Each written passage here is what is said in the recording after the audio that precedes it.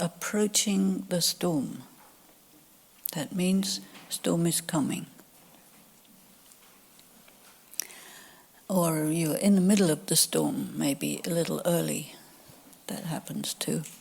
I would like to make some metaphors and analogies between the internal circumstances and the external circumstances. So we usually think of dealing with external circumstances.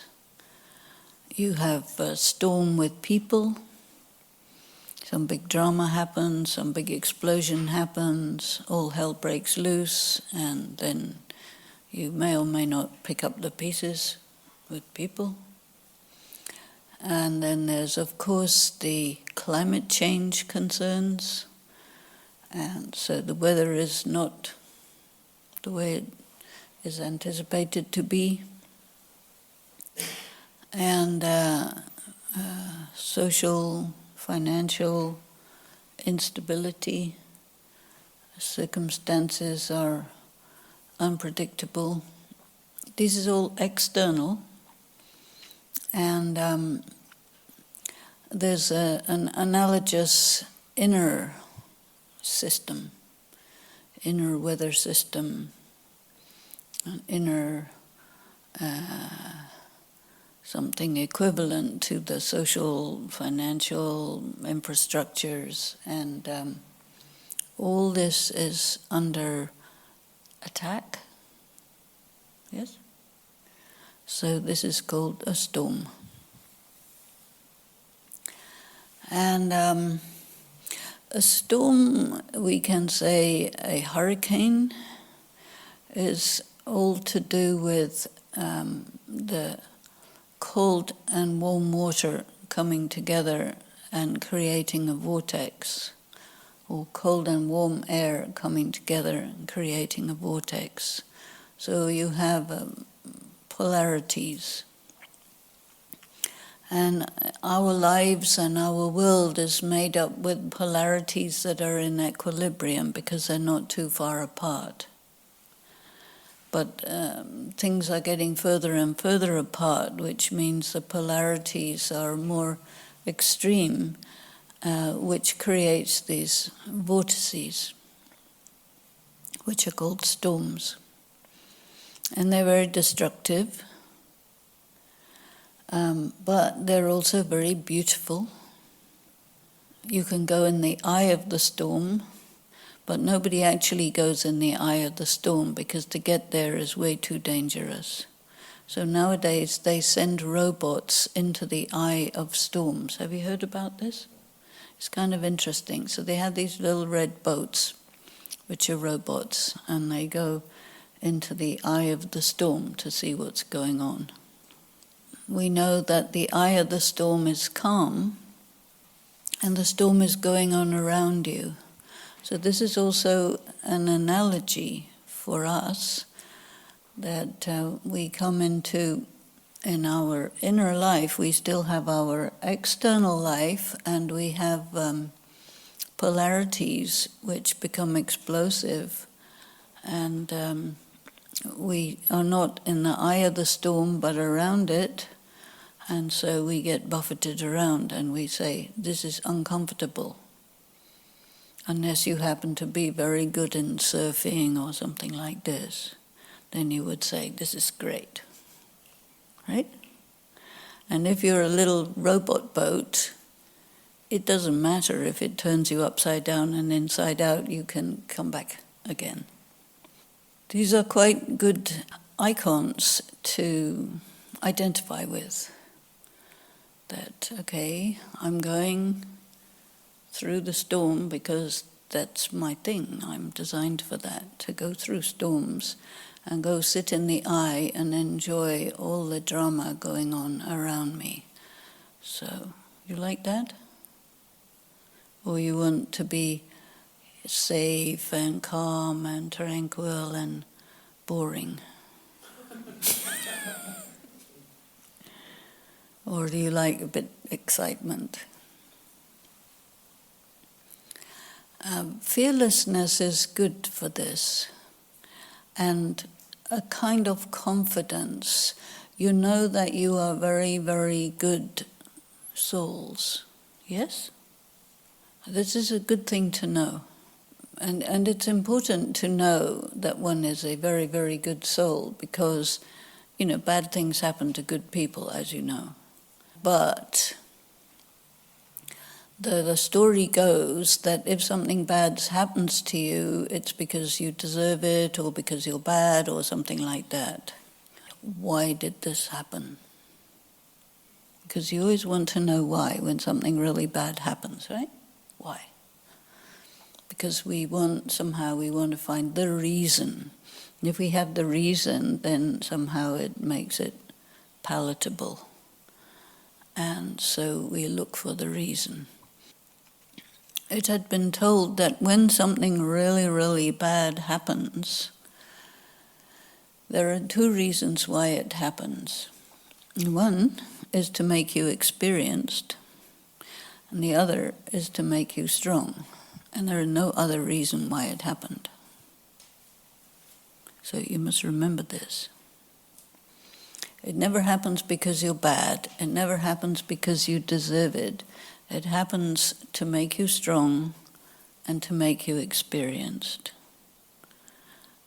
And then, together with that, you can conclude that you must be very good souls to whom bad things sometimes happen.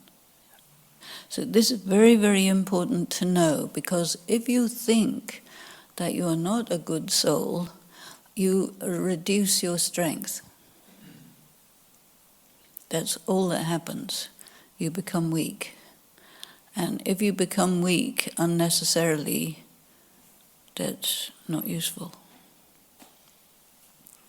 So when you're approaching the storm, or the storm is approaching you, or it hits you, or whatever it is, it's always for these two reasons and no other reason. And the messages that you get from around will be different because they come from human source. And human beings always tell you, that's your karma, right? Or, you brought it upon yourself, like that.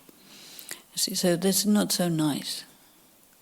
And it's just an opinion, because nobody knows why something happens, except someone who is not so easily accessible, but we are busy accessing. And so just know that all of these things happen to make you strong and to make you experience. That means competent. That means the thing happens because you need to intensify your capacity or upgrade your capacity, not any other reason. Now, in the inner circumstances, when we do the sort of exercise that I was telling you about this morning, going into this point and going through to another dimension and connect to that point and take power, and that you have to rotate your thoughts about all this, you are creating a vortex. And you are actually bringing on a hurricane in your mind. Is that okay?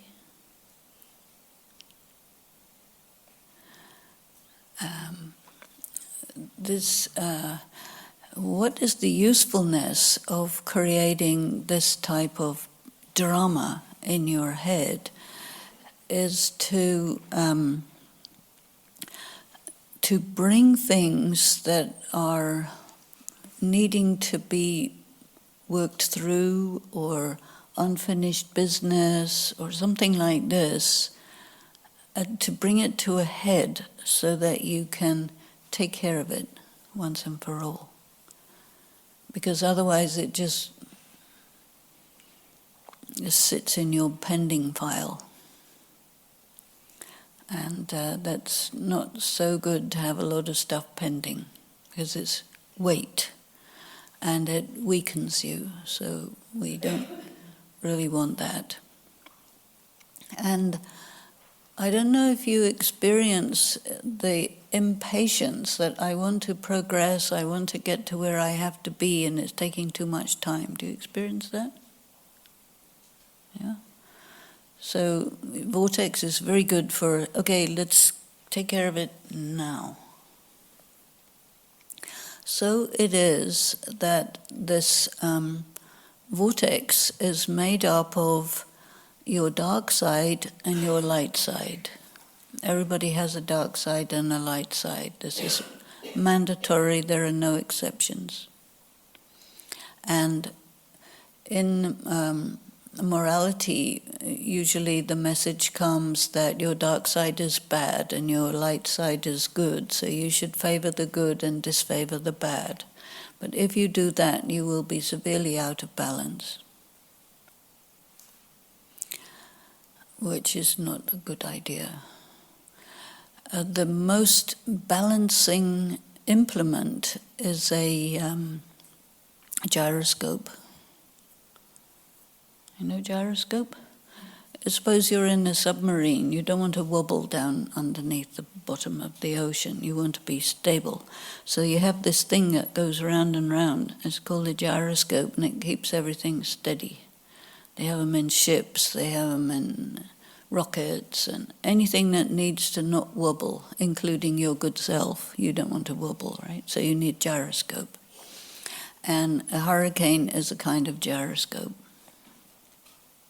You can have little ones, big ones, whatever. And in the spiritual study that we do, we talk about the different ages.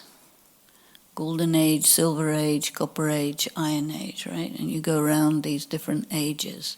And these correspond to, in your being, you have a golden part, a silver part, a bronze part, an iron part. Then you also have a diamond part. And if you keep it static, you will either be in a good state or a bad state, and you'll be stuck there for a while. And then you're not balanced. But if you're rotating these and spinning them, then whether it's dark or light or good or bad, you can say, so what? Because it doesn't detract from the fact that you are a good soul. And it also takes into consideration in a very good way that a human being is made up of light and dark. And there isn't anyone all dark or anyone all light. And there are some people who are called perfectionists. You may be one. Are you? No? Yeah. Perfectionists, they're really, really good, but really difficult to live with. Because everything's always not okay. You know? So if you're able to flex well with the good and the bad and the light and the dark, and you do not identify with any one bit, you're much better off in the sense that you can remain in your serenity, you can remain stable, because you do not draw conclusions that if you're in your dark side, it means you're dark, and if you're in your light side, it means you're light. No, it just means it's day and night. Sometimes it's day, sometimes it's night. And if you go to somewhere like Iceland in June, the one thing you will miss is the nighttime, because there isn't any. And you will say, where's the night? I need the night. And the birds say, yay, we can just sing and dance all day and all night, keep everyone awake. And it's more comfortable for the human being to have day and night regularly. But because of certain ideas that we decided upon for no very good reason, we think it should be sunny day all the time. We say this is good weather. And when it's raining, we say it's bad weather. When it's warm, we say it's good. As it's cold, we say it's bad. But that's a matter of opinion and sense perception. So approaching storms is a very good opportunity for us to challenge the conventional wisdom, which is not very wise, that says everything has to be nice all the time. Relationships have to be pleasant all the time. Money has to be plentiful all the time. All this type of thing. This is not normal, this is not natural, this is not how it is. It's good and bad, up and down, and our skill is in navigating these things. And there comes our competence and wisdom as human beings, that we should not jump to conclusions when everything goes wrong, but to understand that this is to make me strong. We could always do with being a bit stronger, right? And is to make me experience, and we could always do with a bit more experience. So there isn't anything bad about circumstances that get to be called bad. And people like bad things. This is why if you go on the news media, they always tell you about bad things, because it sells. It's odd, right? You want everything to be good, but you're attracted to the bad. Because when something is good, there's no news, right? It's just good. You don't have anything much to say. If something's bad, you have 100,000 things to say about it. And in so doing, your mind gets caught up in it. Then your mind is not free. We want here to create a skill to keep the mind free regardless of what's going on. Is that right?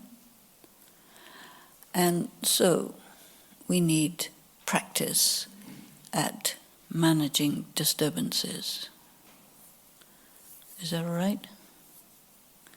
So by practicing to go to the point and connecting with the point above, you are causing all the unfinished business to come from your subconscious to the conscious mind. Is that all right?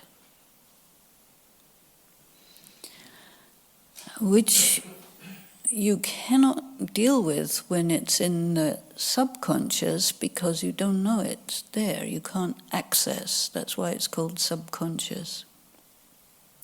But when you focus, you go into stillness and silence, it is a mechanism for causing all these hidden underground calamitous things to come to the surface in the amounts that you can manage, even though you think it's a bit more than you can manage, but it's manageable.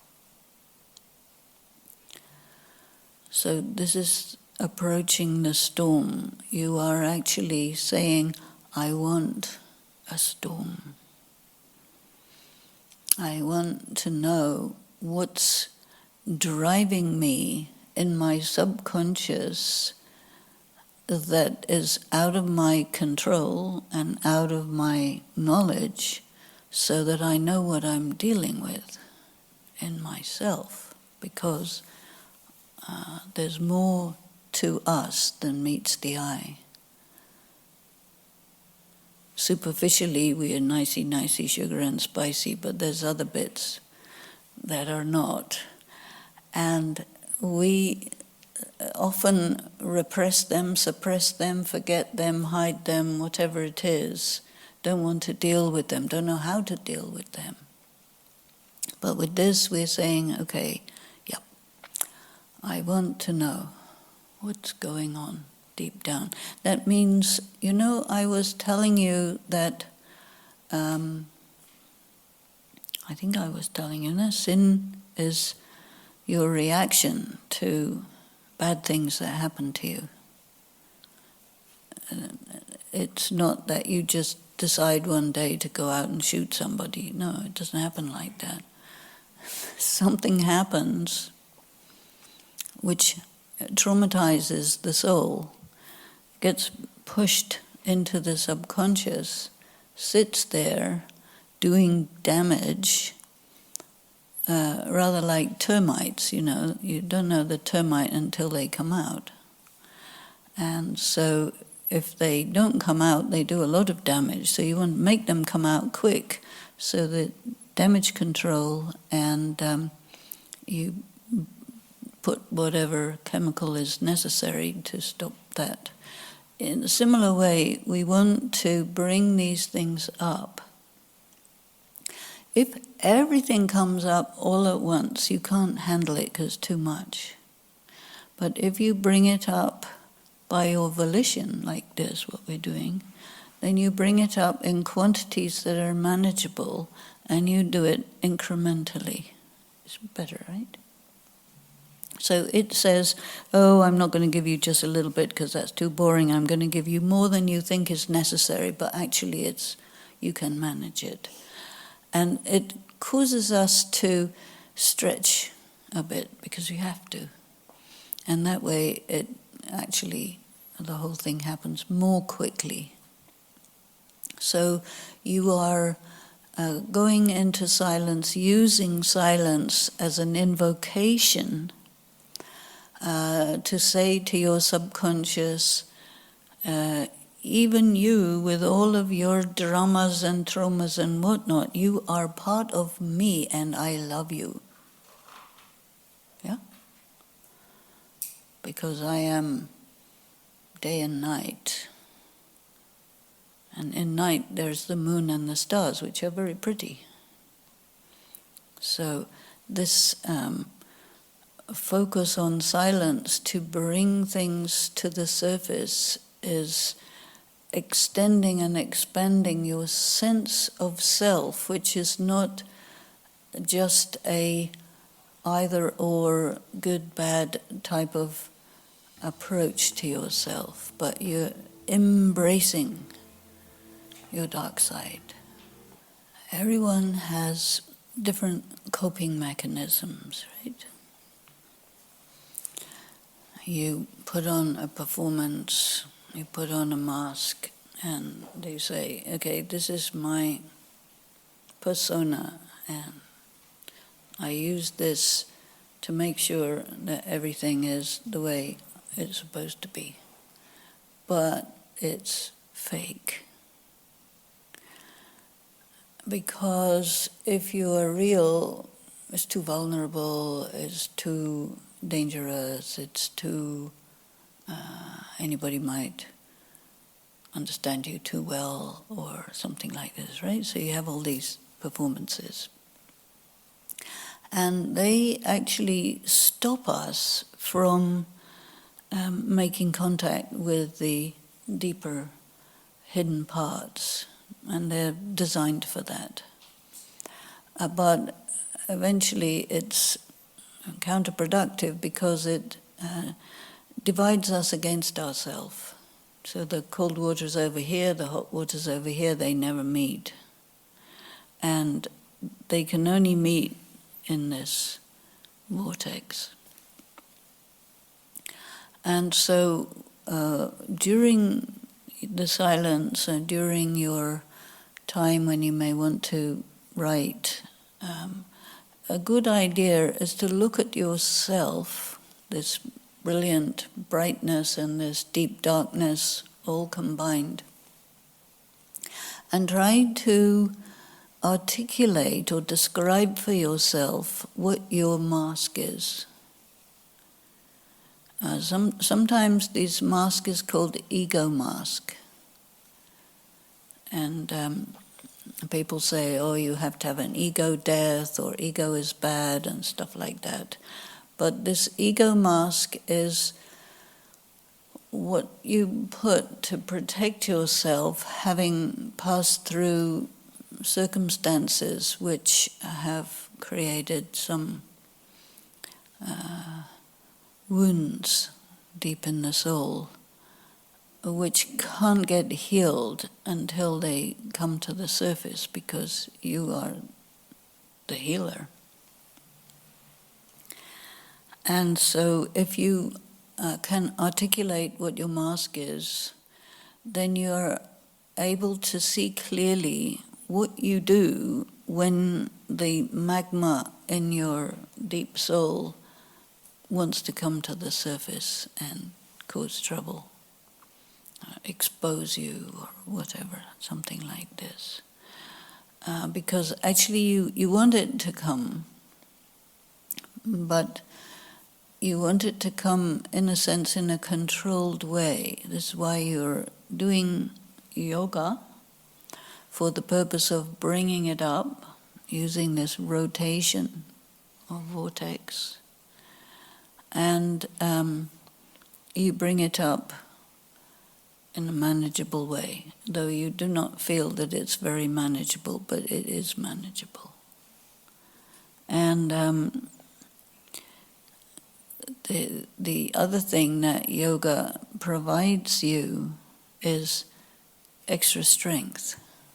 I was telling you that when you go into the point and you go to the other point, you take power. And this power that you take is specially to be able to manage that which is apparently unmanageable. And it takes different forms. And these forms, we call them powers. And it can be dispassion, as is a power. It can be endurance. It can be to just accommodate that it is okay, whatever it is. Things like this, different kinds of powers. And if you are not strong, and if you have this slight idea that you are not a good person, it weakens you. And then the hurricane overwhelms you and you get drowned, and you don't like that. So the affirming and asserting that I am a valid, valuable, powerful, good, excellent being, and anybody doesn't like it, go jump in the lake, This kind of assertiveness is very necessary because it strengthens you. And it's also true.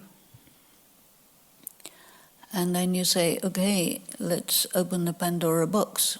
Come and show me what you got.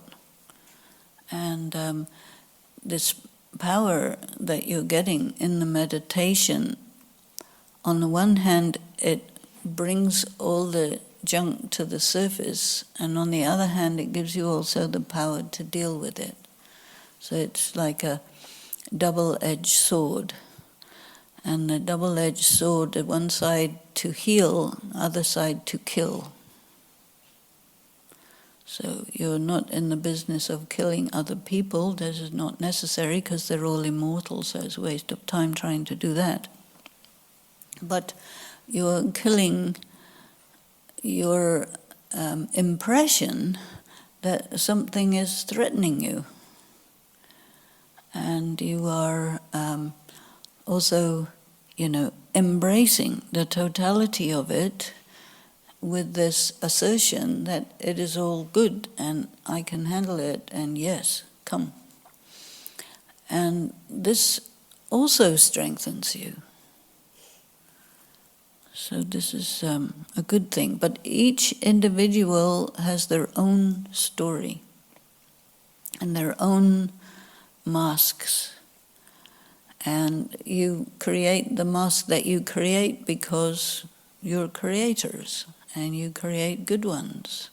And they serve their purpose in certain circumstances, but sometimes a person fuses with their mask and they forget that it's a mask and they lose themselves. This weakens you. It's always important to know that this performance that everybody thinks is me is actually a mask.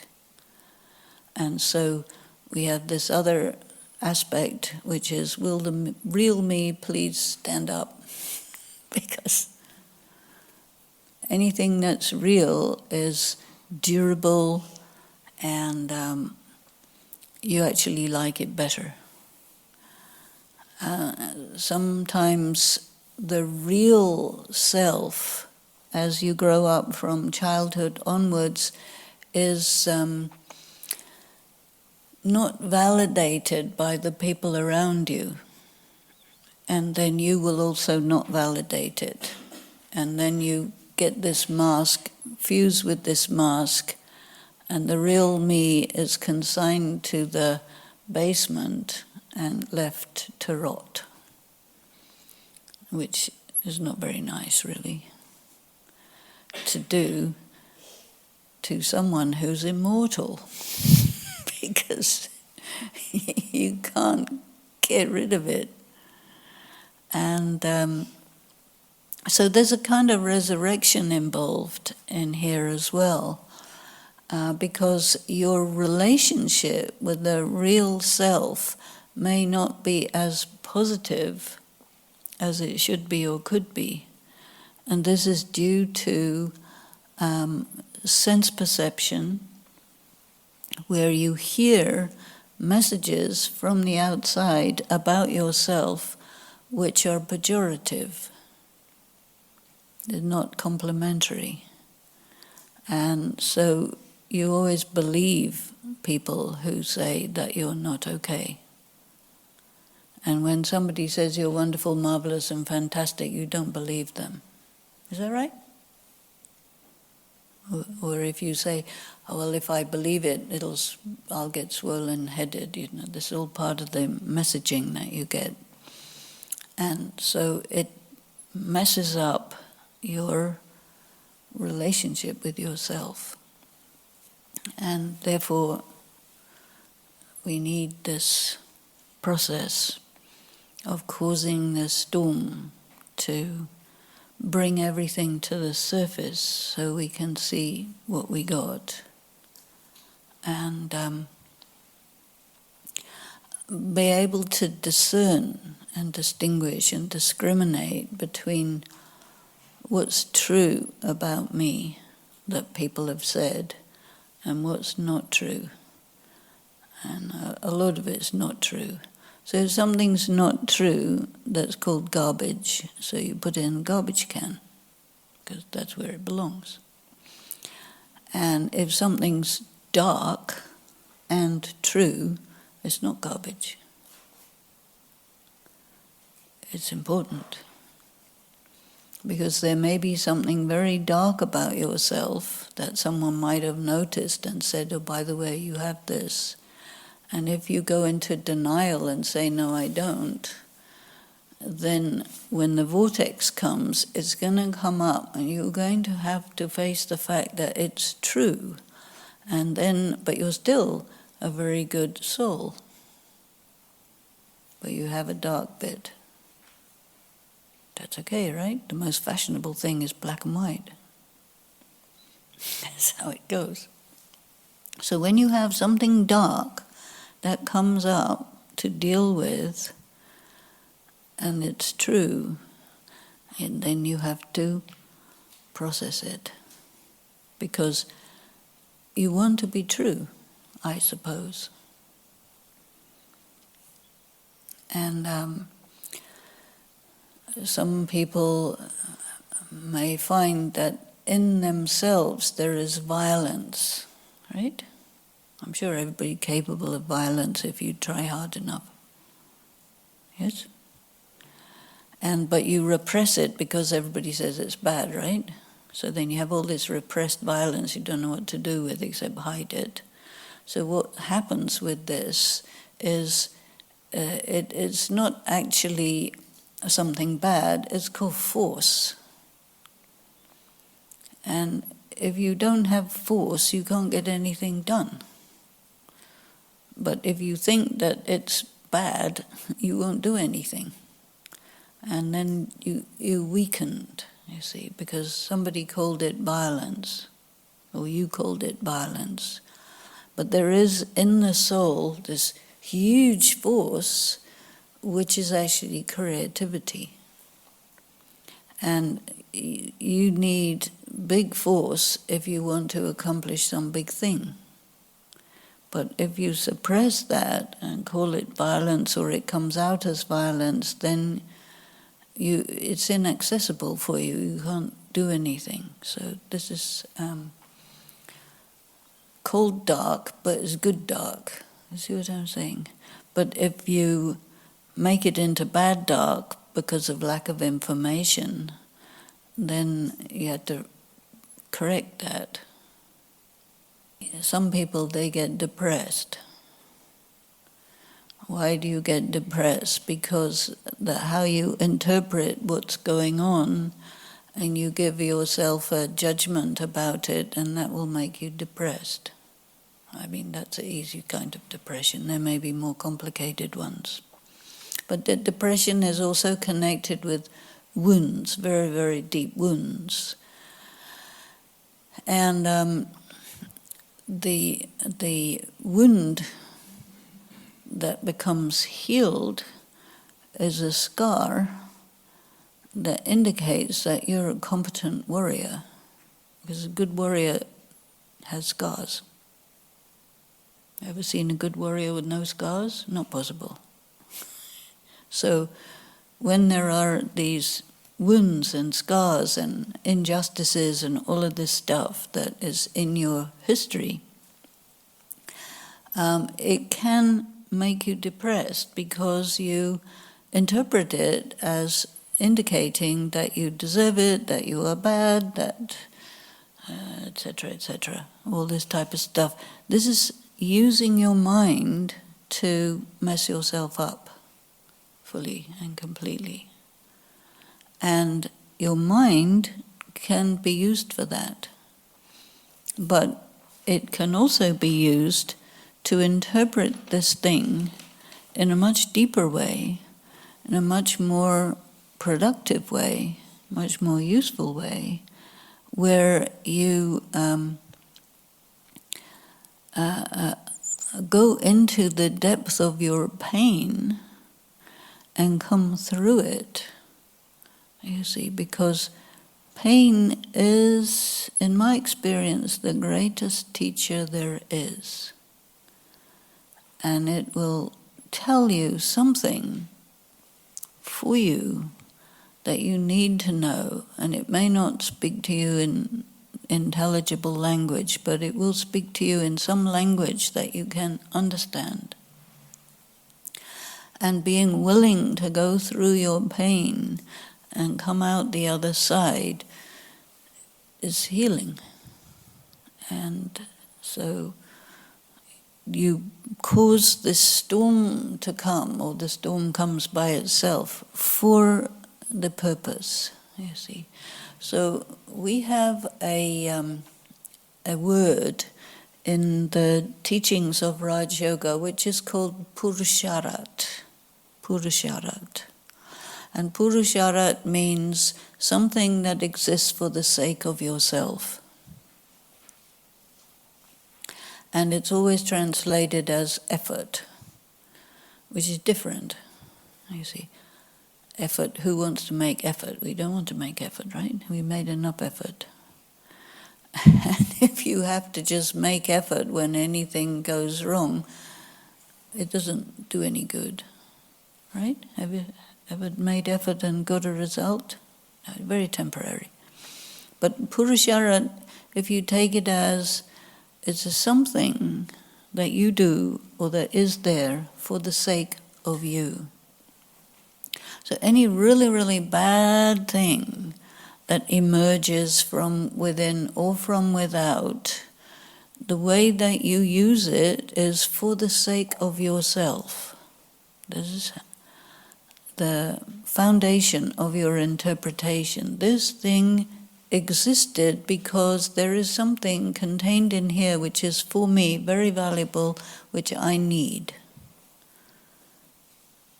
Sometimes people call it silver lining in a cloud.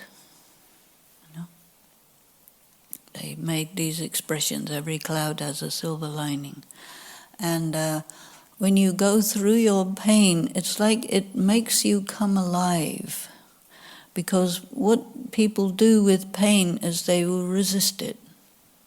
And take drugs or anything, but not have pain, because pain is unendurable.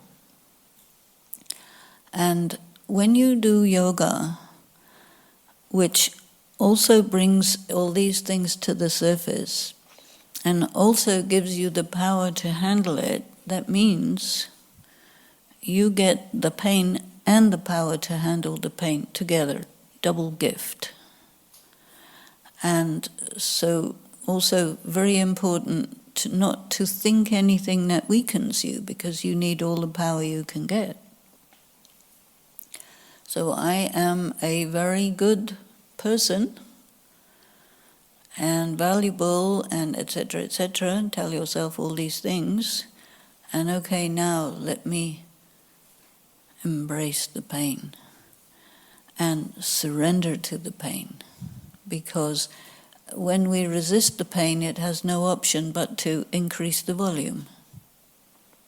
Because it has a message to deliver, and if it's not hurting bad enough, it'll give you some more until you break.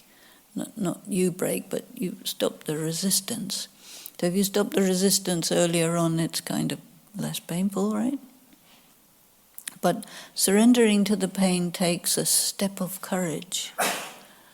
Because in a human being there is this fear of pain.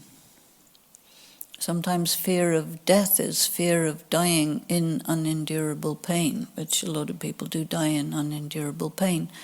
But in this circumstance of approaching the storm, it's also all about coming close to our own pain and going through it rather than resisting it. Everybody has some or another amount of pain.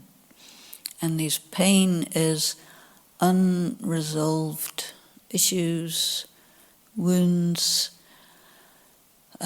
incorrect messages that have been taken in as being correct and causing problems in relationships, in health, and so on and so forth, until you listen to the voice of pain. And of course, when you're in silence, patiently, very patiently, you wait for these things to come up. You know, this is why the worst punishment for an offender is solitary confinement, because all their crimes come up. You see, everybody has plenty of crimes, so they'll all come up. And all your crimes are reactions to somebody else's crime that happened to you, pretty much. And so you took toxic input through sense perception. And now you're making this vortex to bring the light and the dark into this spinning and going up, transcending, going up to higher and higher level above it, to be not limited by fear of pain, or fear of threat, or fear of abandonment, or fear of any of these fears, right, whatever it is. And go through, and let the pain speak to you through your pen, because it can do that. As you write what's going on in your quiet time with your notebook. Is all this okay? You are brave warriors. Few scars looks good on a warrior. Because they let people know that you are not to be messed with. Right? So you come through this very powerful, very experienced, very solid being. You see, this is good, right?